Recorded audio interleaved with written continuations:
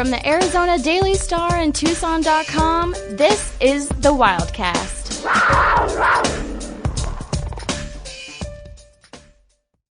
You're listening to another episode of the Wildcast podcast. Justin Spears here with Michael Lev. Don't forget to subscribe to the Wildcast on Apple, Spotify, or wherever you listen to podcasts. And since it's football season, make sure to download the Wildcaster app for free off the App Store and Google Play to follow all of the Arizona Daily Star's coverage of the Arizona Wildcats in year 2 of the Jedd Fisch era. So, Lev, we're wrapping up training camp here. We're going to be talking about just early impressions of the Wildcats because now we're getting down to the nitty-gritty. Less than 2 weeks away from the season opener against San Diego State at what T-Mac calls Dragon Slayer Stadium, but it's actually Snapdragon Stadium as the Wildcats prepare to face the Aztecs. But we're going to run through Twitter mailbag questions coming up here in just a little bit. That's going to be kind of like the bulk of our podcast because we had a bunch of questions. So huge thank you to all of those who contributed and huge thank you to all of those who have listened and subscribed to this podcast. But Lev, we're now down to game planning. Arizona now turns its focus to San Diego State after wrapping up training camp. They had their quote-unquote mock game at Arizona Stadium, and there were some interesting highlights. Rayshon Speedy Luke had a 70-yard touchdown, which is pretty nifty. T-Mac looked like T-Mac. The Wildcats, very interesting moving forward. Every time we've gotten to see them at the stadium, which is twice, the freshmen have popped in a big way. The first scrimmage, I believe all 5 touchdowns that were scored by freshmen. I only had 2 official touchdowns being scored in this game. I mean, Arizona football Twitter gave Jaden DeLaura a touchdown on that scramble up the middle, which was just kind of ludicrous because if they had allowed tackling, he would have been tackled in all likelihood before he crossed the goal line. But we had a touchdown by Rayshon Luke, which was really impressive looking run. He kind of swept around the right side, cut back, and just pulled away from everybody. What I love about watching him, at least thus far, is I'm not sure that we've seen him really kick it into the highest gear. And he's still faster than everybody else. Like it just looks really effortless when you watch him run. So it's going to be fascinating to see how they utilize him. He's pretty small at this point, probably about 5'8", 170, something like that. This is not a 20 carry a game guy. This is a handful of carries, a couple bubble screens, jet sweep, kickoff return. Find a handful of opportunities to get him the ball in space. The other touchdown was scored by Dorian Singer, who's a true sophomore, really only played 5 games last year, still a young player, really well thrown ball by Jaden DeLaura, who I thought looked sharp after the first couple passes. I feel like something, clicked for him couple Fridays ago, I think it was before the first scrimmage.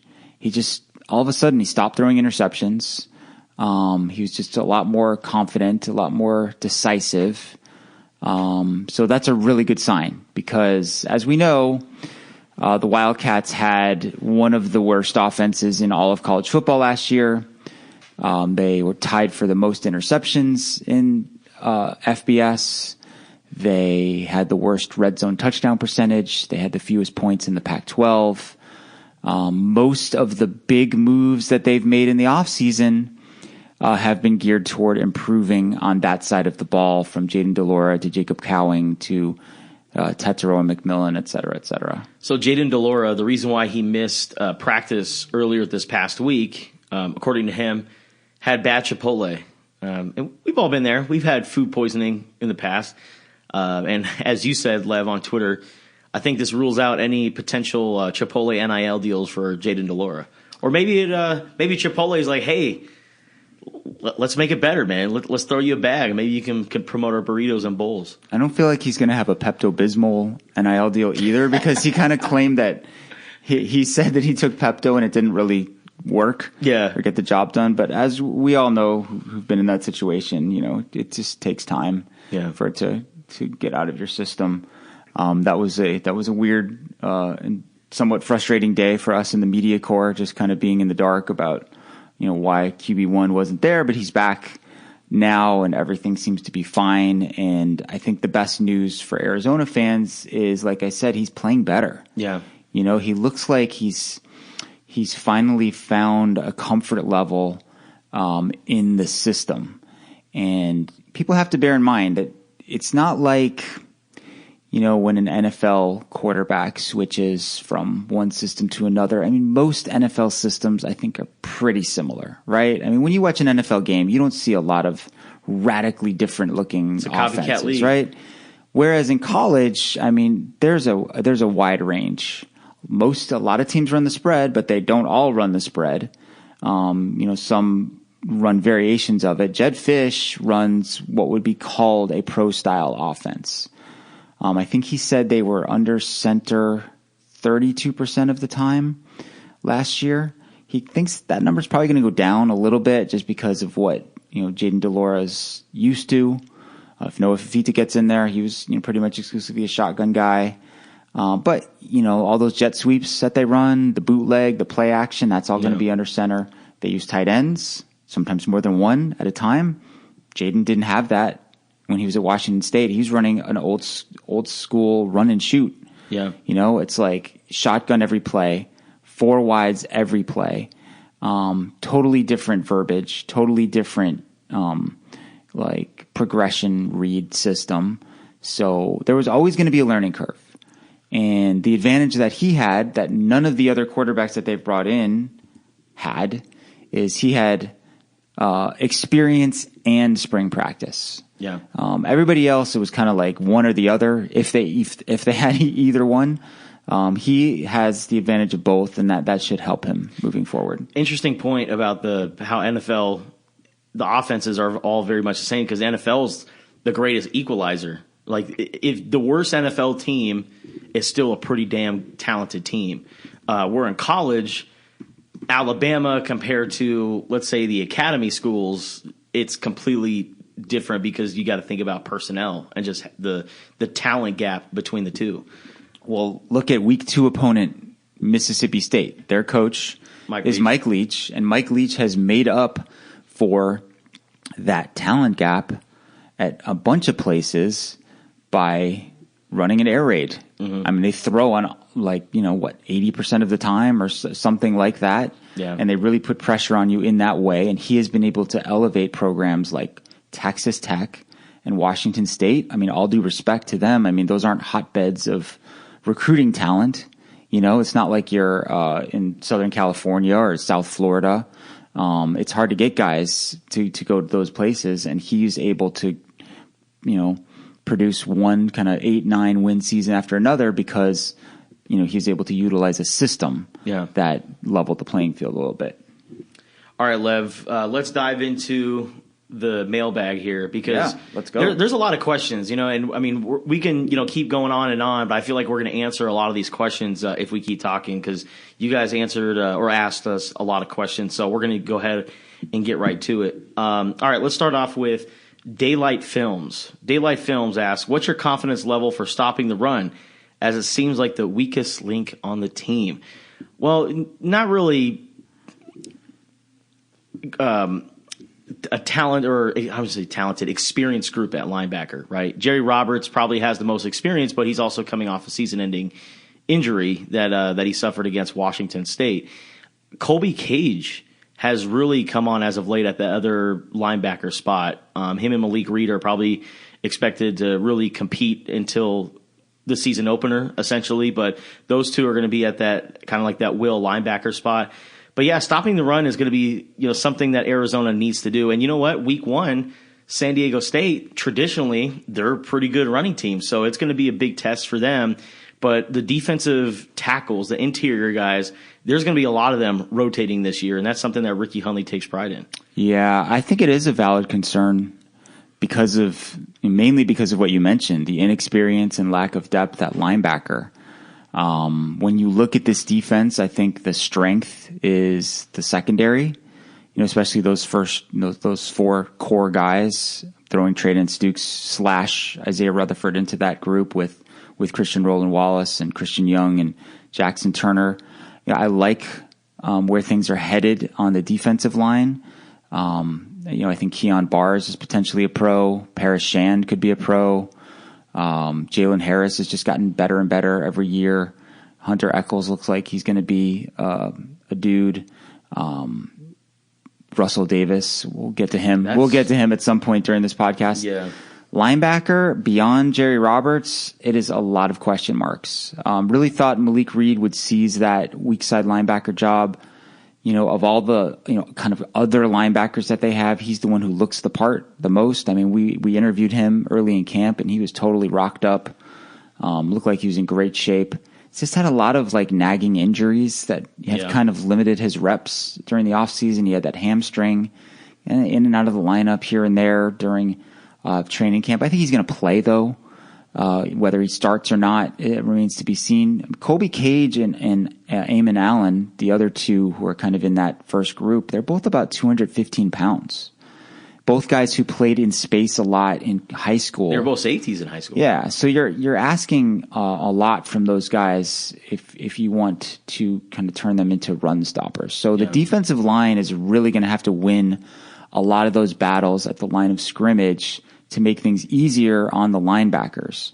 You could definitely come away from that scrimmage on Saturday a little worried about the run defense because a lot of the best runs came against that first string defense. I mean, Rayshon's 70-yard run came against the first team defense. Yeah. So I would agree with our follower there that is an area of concern. Colby Cage is an interesting story, by the way, because he was a part of the Kevin Sumlin regime's last recruiting class. It was a 2021 recruiting class, and even though that Kevin Sumlin and the guys who recruited him got fired, he still signed with Arizona, and he signed with Arizona without even knowing who the head coach was going to be. So he remained committed to the school, gave the new coaching staff a chance, stuck with it, and for him to surface this way, I think it's a cool story. And as a matter of fact, he was the very first commit for the 2021 class. So he was the very first one, signed, stay committed. That's a cool story. Yeah, I think there's 7 players from that class who are still with the team, maybe 8. Yeah, which is not a very high number. No, not at all. At all, considering it was only a couple of years ago that they came here. That was a weird timing, as often the case. The early signing period makes it even weirder. The schedule that year, remember, was COVID year, pushed back. The date of the ASU game, that game was in December, right? Yeah. So, as far as and having someone was fired the next day, and it took a little over 2 weeks for them to hire Jed Fish, and by that time the class had signed and they honored all of those commitments. But it's been a process since then of kind of who's going to survive, because those, they're not their guy, they're not this regime's guys. Yeah. And Kevon Garcia is still on the team. He was one of those guys. James Bowles seems like he's going to find a role on special teams at least. Dalton Johnson. Dalton Johnson's going to be a special teams guy. Josh Baker in that group, I think. Yeah. He's probably going to start at center. Yeah. So there's a handful. Stevie Rocker. Is he in that group? Baker was a class before. It was JT Hand who was a part of that class. But he's going to be kind of like that. Oh, is it JT? Okay, I'm off by a year. Yeah, but JT Hand is a guy who's probably going to be he's that 6th or 7th offensive lineman for Arizona. 100%. So 100%. But yeah, it's I look forward to the day that we get to talk to Colby because, like you said, interesting sort of survival story here, sticking with his commitment and them sticking with him. Yeah. All right, let's move on to the next question here. Speaking of recruiting class, AZ Cat John asks, given how impactful this hashtag Tucson22 class has been so far, what is the ceiling for this group? To quote Michael Jordan, the ceiling is the roof. Or whatever he said at a North Carolina basketball game. But honestly, I can't really find any misses in this class. And I know, we still need to see games. We still need to see how this next year is going to unravel here. But, so far in camp, they're really banking on a lot of these freshmen. And so far in camp, we've seen a lot of these guys make plays. Defensive back has always been a group that's concerned me moving forward because of what we saw last year, not really having any takeaways, interceptions, and plus the depth. Beyond Christian Roland Wallace, to and Isaiah Rutherford and also Traydon Stukes, like who are those guys that could potentially fill in? And they got two studs in Ephesians Prysock and Takario Bobo Davis. And both those guys, they look like Dalen Terry wearing pads. Like they look like wings out there. They're just long bodies who can cover, and they're just so physical and ball hawks. And honestly, to see the freshmen look the way they have looked in camp so far, I think it bodes well for Jedd Fisch in year 3 and year 4, because I think Arizona is going to win more games, obviously, this year. But next year, when these guys get 1 year of college experience, I think that's when Jedd Fisch and the Wildcats are really going to start to take off. I don't know if we're going to really be able to answer that question for a few years, but the hit rate so far anyway seems to be pretty high. Pretty good. Even the walk-ons, shoot. Yeah, I mean, look, football's a meritocracy, and a lot of those guys have earned roles already.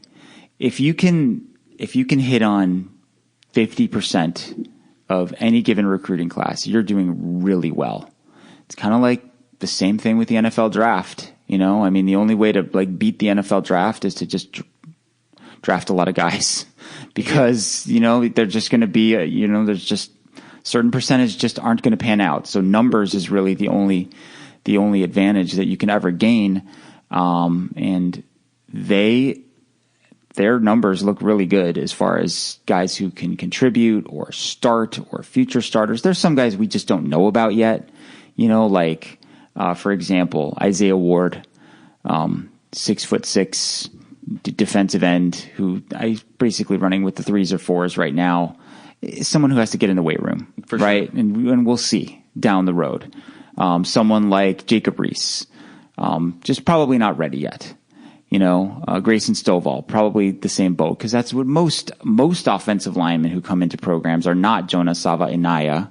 Yeah. I'm trying to say that right, since he told us Good how job, to say it. Honestly. Most guys aren't that. But to see like the cornerbacks that you mentioned, the wide receivers, T-Mac, Kevin Green looks like he's going to be a stud. Both of the running backs, Rayshawn Luke and Jonah Coleman. Noah Fifita has looked really good at quarterback. Russell Davis has been a revelation. So yeah, good start. Really good start. Really promising. How many wins will it lead to this year? You can probably put a cap on that, but the future looks really bright if these guys continue to develop and they can stack more classes like that onto it in the future. All right, let's move along to our next tweet. Mo Aina asks, are we running no huddle at times? Are we actually using tight ends? To answer the second question, yes.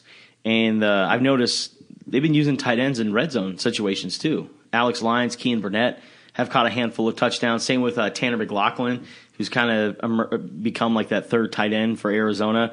Tyler Powell has looked good at tight end as a true freshman. So Arizona's got some good tight ends. But of course, Alex Lyons and Kean Burnett are going to be your two primary guys. So they're using tight ends. In terms of no huddle, I mean, I think they've huddled. Situational. Yeah, it's situational. It depends. Look, one of the things that Jed brought back here was huddling.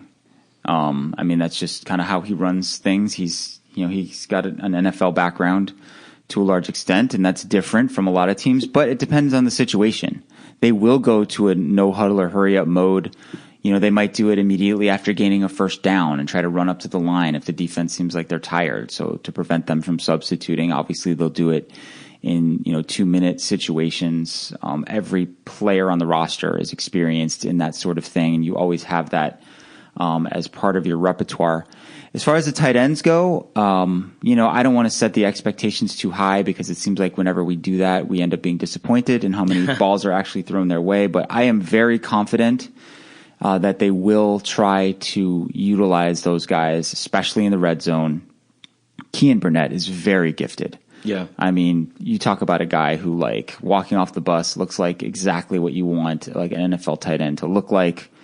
We've seen him make a bunch of acrobatic catches in training camp, or come really close to making them.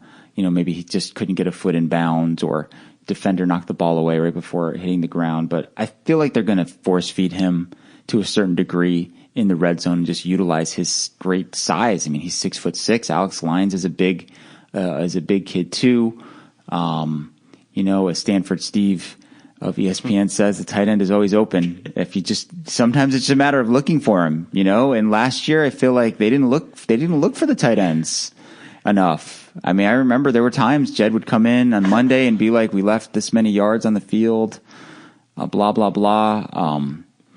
A lot of these guys never played with tight ends either. Jaden, as mentioned, Jaden Delore didn't play with a tight end at Washington State. Yeah. Noah Fafita obviously played with Keon Burnett in high school, but was he utilized in the way that he's going to be utilized now? No. Yeah. I mean, he's basically like a glorified wide receiver in high school. And now he's going to be in line more often. So I would say more than last year. But I wouldn't expect like 100 catches out of that group either, because they have a lot of other guys that they want to get the ball to. When we were talking about huddling, doing no huddles, I just randomly thought about the time Jacob Alsadek, former Arizona offensive lineman, was asked, how is this quarterback in the huddle? How is his command in the huddle? And Jacob's response was, well, we don't huddle. And that was, of course, during the Rich Rod era. But let's go ahead and move on to the next tweets. Winston Dan asks, was Davis Duval not high enough on the depth chart? His reason for leaving. So the offensive lineman transfer from, I believe it was Baylor, came in for a couple of seasons. Didn't really, I mean, he practiced, was a part of the team, but I'm not really sure what his reasoning for leaving is, because, I mean, he probably could have been a guy who got time in with the twos, at least. He wasn't going to be starting. So maybe he's like, oh, I need to go to a situation where I know I'm going to start, and so I'm going to leave. So I can't really speak on the behalf of him. I don't know all the details regarding his particular situation. I know that at the outset there were some like academic transcript type issues that delayed his arrival here. They had high hopes for him based on talent. I'm not sure he's the one who initiated his departure, let's just say. And I would just kind of maybe categorize it under football makeup. Okay. Being the issue there. This was not a unsatisfied with playing time, I'm bailing and going somewhere else situation. I think this might have been maybe initiated more on the other side. Okay. Arizona Wildcats guru asks, out of the freshmen, who do you think will have the biggest impact, offense and defense? And which players do you think can emerge on the defensive line this year? Well, I think out of the freshmen, who will have the biggest impact offensively? Honestly, I'm going to go with my guys up front. Big Jonah Savainea at that, I believe it's a right guard spot next to Peyton Fears. Offensive lineman, it's not a sexy position, but when Arizona really establishes a run game with the number of running backs that they can choose from, I think it's really going to be noticeable. And I like Big Jonah up front at that guard spot. And then defensively, oh man, I mean, I guess I can go with the easy trend here, which kind of answers the next question about who's going to emerge on the defensive line, and that's going to be Russell Deuce Davis, the freshman from Hamilton High School. I mean, he led the state in sacks last year, had 17.5 as a senior, was the Arizona Defensive Player of the Year, was this great player, but of course we were concerned with his weight, because when you watch him in high school, very skinny, and when he came in, he was a very skinny guy. But ever since he joined the program on June 1st, up until what Jed said on Saturday, he's gained 23 pounds.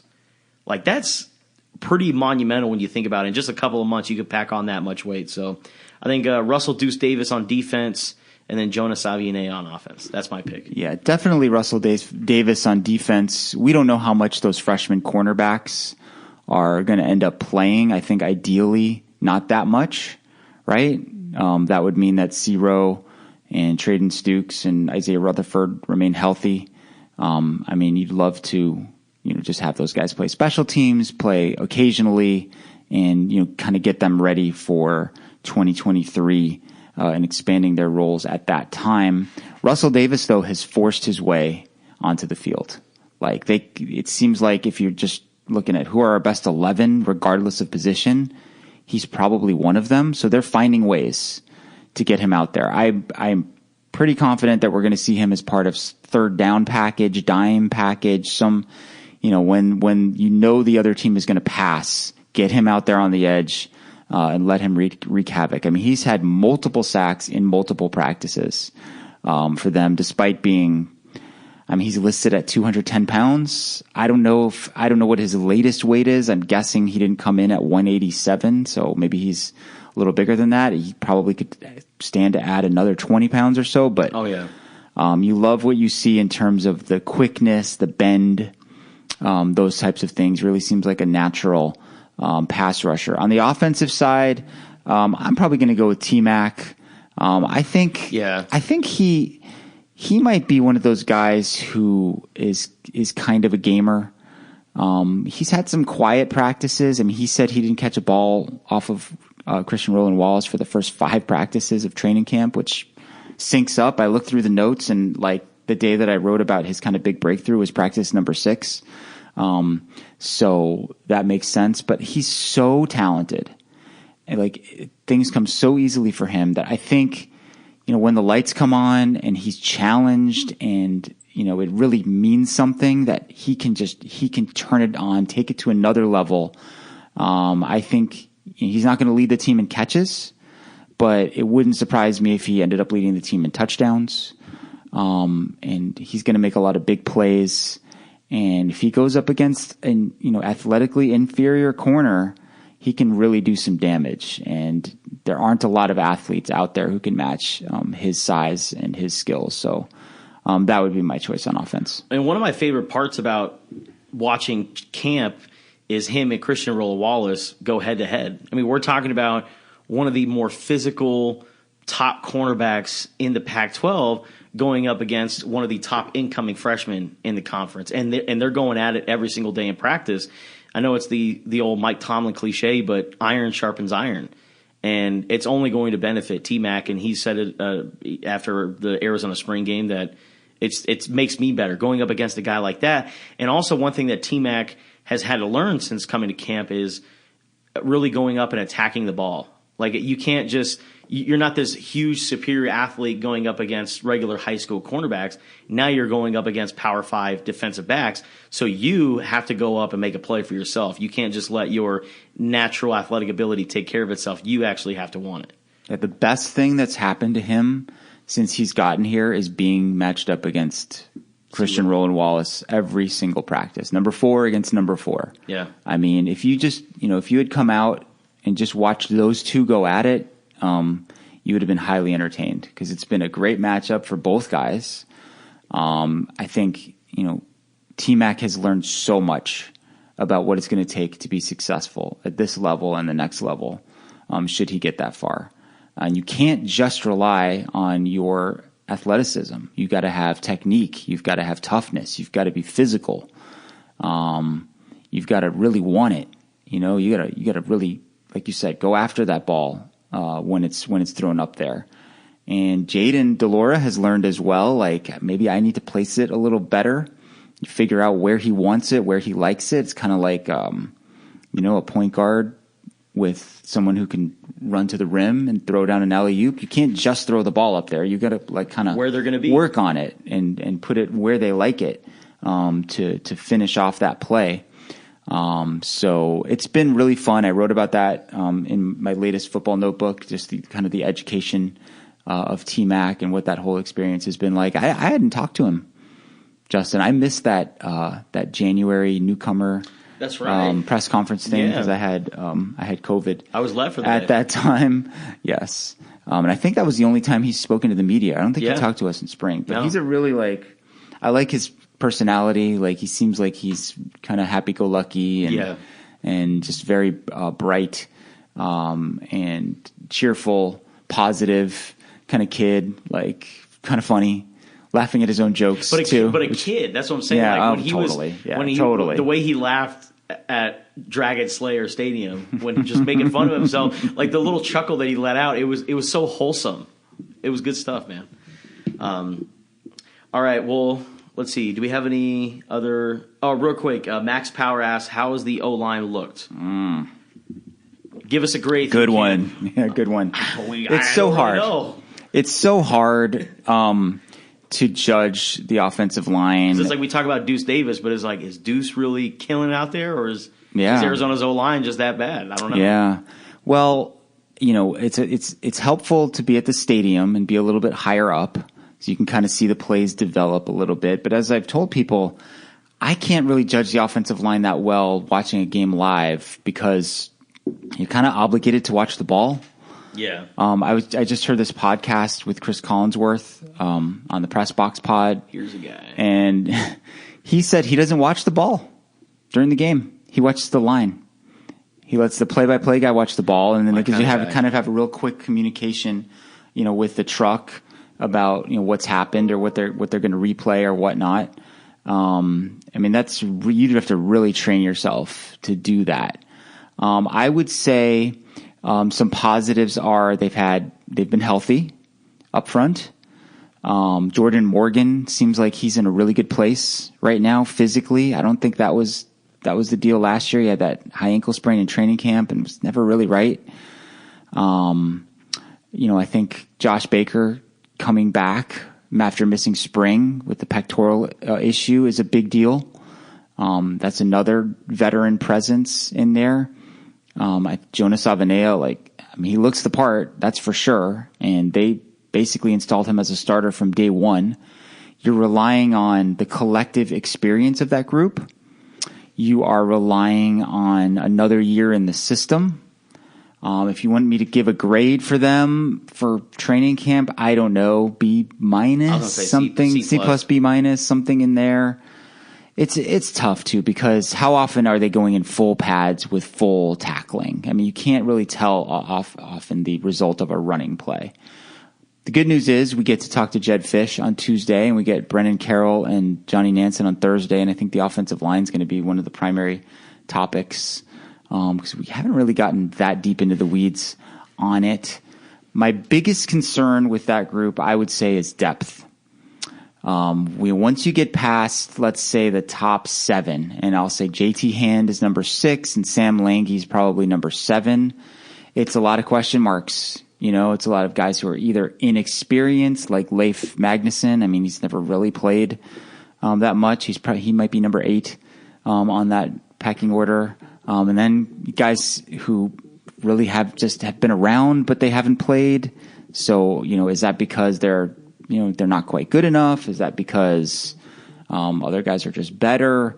A lot of unknowns, a lot of uncertainty. I really would not want to be in a situation if I'm Arizona where I lose 2 or 3 linemen, as happened that's happened to them in one game over the last couple of years. Remember that the Cal game last year? Yeah, I was going to say. Was one example. At the Oregon State game the previous year, I think they lost 2 guys on one play. Mm-hmm. That's the last thing you want to see. Fingers crossed that unit can stay healthy. Continuity is huge for the offensive line, and my experience with this team over the last couple of years, it's a different starting lineup almost every week for one reason or another. And that's the situation you want to avoid. You want to keep them together. You want to keep them healthy. I also think that having better weapons can help. Having a quarterback who's mobile, maybe a little bit more decisive, can make some off-platform plays. Having deep threats, you maybe take some bodies away from the line of scrimmage, make things a little easier on the offensive line that way. But that's really, that and linebacker to me are probably the 2 most questionable positions from a depth standpoint for sure. And it's great having all these cool weapons on offense, all these fast players and impressive looking athletes, but none of it matters if you can't block. Yeah. So it's the onus is on the line to do their job, to let those guys show their talent. Mm. It reminds me of that meme where it shows like a Bentley or like a supercar, and it's parked in a trailer park, It's like, yeah, it's cool that you have a great car, but it doesn't really mean a thing if you're living in a mobile home.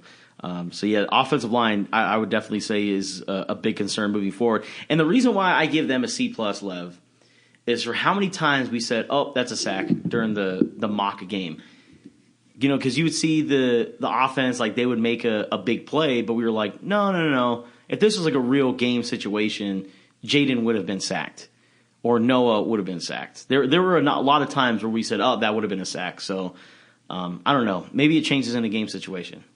But the quarterbacks are going to react differently also. Oh, for sure. If it's live. They're not just going to kind of give up on the play. And it was a lot of 2s versus 1s and 1 versus 2s matchups, and I have to go through my notes to kind of see who was doing what as far as the pass rush went. But we'll see against San Diego State what it looks like. They definitely lost that trench battle against the Aztecs last year. They got bullied. That's kind of they did. That's kind of their reputation. They're kind of a Stanford style of team down there in San Diego. They're going to utilize tight ends. They're going to try to run the ball. They're probably going to try to run their quarterback too. It looks like Braxton Burmeister is going to be the starter, and he's a mobile QB. But yeah, offensive line, and even looking down the road into the future, that's one area recruiting wise where it's been a bit of a struggle. They haven't been able to land any kind of instant starters out of the transfer portal on the offensive line.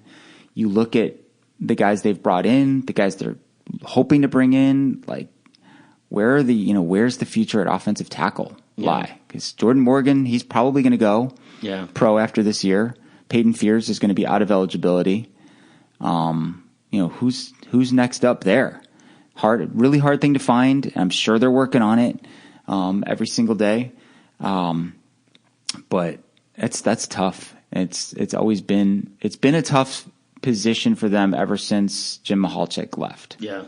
And he went up to Oregon State, and lo and behold, they've had a great rushing attack. Yeah, they've had a great rushing attack, which is something that was kind of the calling card under Rich Rod, because they had a really good offensive line coach. Not that they don't have a good offensive line coach now, but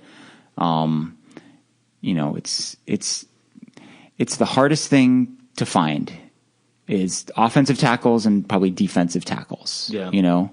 And that's kind of that's the difference between the SEC / Big Ten and some of the teams out here on the West Coast. It's finding and developing those big bodies. All right, well, that will do it for this episode of the Wildcast. Thank you to all of those who submitted Twitter mailbag questions. We're definitely going to be doing more of those coming up here in the future. Like I said, we are officially less than 2 weeks away from the season opener. So for all of our coverage on the Arizona Wildcats football team, make sure you check us out on Tucson.com. Download the free Wildcaster app today off the App Store and Google Play. And as always, don't forget to subscribe to the Wildcast on Apple, Spotify, or wherever you listen to podcasts.